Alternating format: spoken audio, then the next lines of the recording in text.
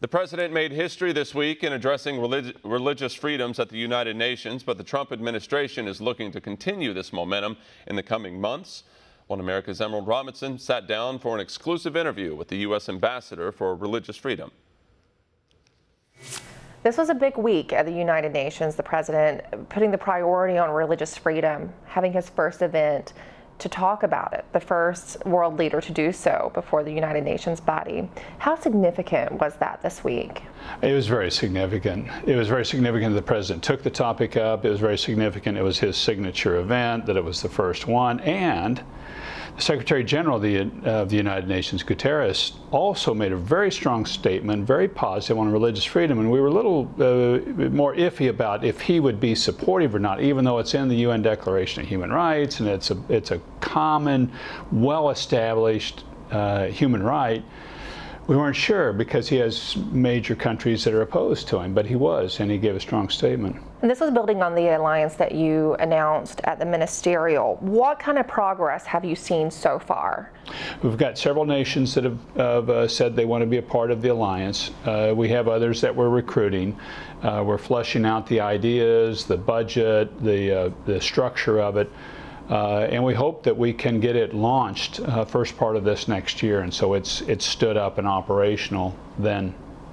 So it's sort of in the development stages now. Let's just talk about why it's needed.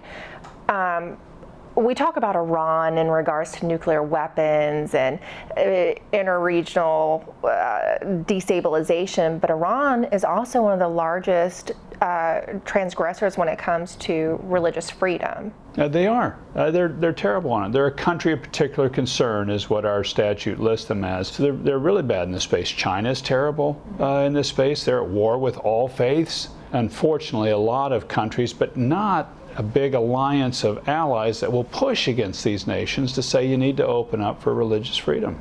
There's something else that the administration did about a year ago, H.R. 390, looking at the genocide of religious minorities in Syria and Iraq.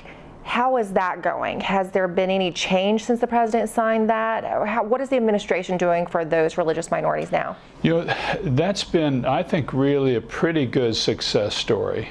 The administration and a number of other governments have put quite a bit of money into redeveloping northern Iraq that was controlled by ISIS, and the Yazidis and the Christians were all run out. Since that time, this administration and with the Iraqi government has subdued ISIS and moved them out of holding territory. They're still around, but they're not holding territory. And then these areas have been rebuilt, and about 60% of the population has moved back. But now we're seeing some of them move back, and that's the model we want.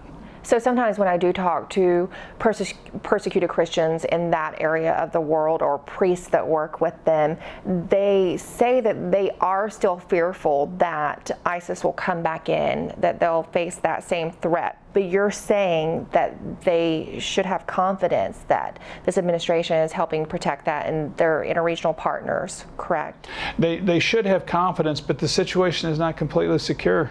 ISIS is not territorially controlling any place, but there are a number of ISIS remnants that are still around. The president saying that the administration is going to give $25 million in aid to protect and restore relics. Can you provide any more detail on how that's going to work? We'll be doing a conference next week in Morocco with USAID, our office, the Moroccan government. There'll be a number of others invited, where we're really going to start talking about what it looks like to rebuild and protect these places of worship. We've done some of this in the past as part of our heritage program of protecting World Heritage sites, but this is a particular focus now on religious sites. And I'm really quite bullish on this. Well, it sounds like the administration has a lot planned in the next few months in regards to religious freedom. So thank you for sitting down with us. We'll look forward to seeing these as they progress and hopefully talk to you again about them. My pleasure. Want to see more videos like this? Click on the link below and subscribe to One America News on YouTube. And call your cable provider and kindly demand that One America News is added to your lineup. Call and subscribe today.